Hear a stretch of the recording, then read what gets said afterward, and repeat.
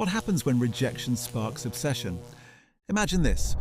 A young man denied entry to West Point, armed with no degree, no elite network, and no clear path. On paper, he should have been a nobody. Yet in just over a decade, somehow built one of the most influential conservative youth organizations in America, commanded an $85 million political machine, gained a direct line to the President of the United States, and became one of the most polarizing figures in America. But his meteoric rise would end not in triumph, but in blood. On a sunny afternoon at a university campus, one bullet turned ambition into tragedy. This is the story of Charlie Kirk, the dropout who clawed his way into power, reshaped conservative youth politics, and ultimately became the victim of an assassination that turned his movement into legend. Charlie Kirk was born October 14, 1993, in the Chicago suburbs. His father was an architect whose firm even helped build Trump Tower, his mother a licensed counselor. Middle class, politically moderate, nothing suggested his life would end up in history books. He dreamed of serving in the military. He applied to the U.S. Military Academy at West Point, but was rejected. Kirk would later claim, sometimes sarcastically, that his spot went to someone less qualified. Whatever the reason, the sting of rejection became fuel. If the system wouldn't let him in, he'd fight on his own terms, not with a uniform, but with a microphone. Even in high school, Kirk had a knack for the spotlight. He began volunteering for Republican campaigns. His breakout moment came at just 17, when an essay he wrote about liberal bias in textbooks was published on Breitbart. It landed him on Fox Business, bringing the teenager into the national spotlight. He enrolled briefly at Harper College, but dropped out after one semester. His ambitions were bigger than a classroom.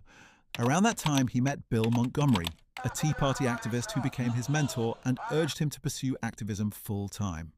Charlie listened. At just 18, he decided he wouldn't just follow a movement, he'd create one. In 2012, Kirk and Montgomery founded Turning Point USA from a garage in Illinois. The goal? Organize conservative students and challenge liberal dominance on college campuses. At the Republican National Convention that year, Kirk met billionaire Foster Friess in a stairwell. Friess became an early backer, delivering the seed money that launched Turning Point. Over the next decade, TPUSA exploded. What began as a scrappy student group soon transformed into a juggernaut. By 2023, TPUSA reported revenues of roughly $85 million. It had chapters at thousands of high schools and colleges and rallies that drew stadium-sized crowds. The college dropout was now the CEO of one of the fastest-growing political organizations in America. Power attracts power. Soon, Kirk wasn't just an activist. He was an insider. He became a fixture in the MAGA movement and built a close relationship with Donald Trump. At just 22, he spoke at the 2016 Republican National Convention. By the 2020s, many credited him with helping mobilize young conservative voters, a force that shaped Trump's return to the White House in 2024. Vice President J.D. Vance later said, "Everyone in this building owes something to Charlie, one of the smartest political operators I've ever met." The outsider had become an insider, no longer just a voice on the sidelines, but a political kingmaker. But Kirk's rise came with controversy. He launched the Professor Watch List, accused of endangering educators and threatening academic freedom. His rhetoric grew sharper over the years. He harshly criticized civil rights leaders, attacked the Civil Rights Act, and made inflammatory remarks about George Floyd. Critics accused him of promoting conspiracy theories and fueling division. Supporters saw him as a fearless truth-teller. Detractors saw him as a provocateur who profited from outrage. Was this ideological conviction or a strategy to keep his base fired up? Either way, his name became synonymous with campus culture wars and controversy. September 10th, 2025. Utah Valley University, Orem, Utah. 3,000 people gathered under a massive white tent for the kickoff of his American Comeback Tour. Kirk was in his element, sparring with students in a live debate. The topic, mass shootings in America. At 12:23 p.m., a gunshot cracked the air. A sniper's bullet struck Kirk in the neck. Chaos erupted. He collapsed as the crowd scattered in panic. He was rushed to Timpanogos Regional Hospital, but hours later, Charlie Kirk was pronounced dead at age 31.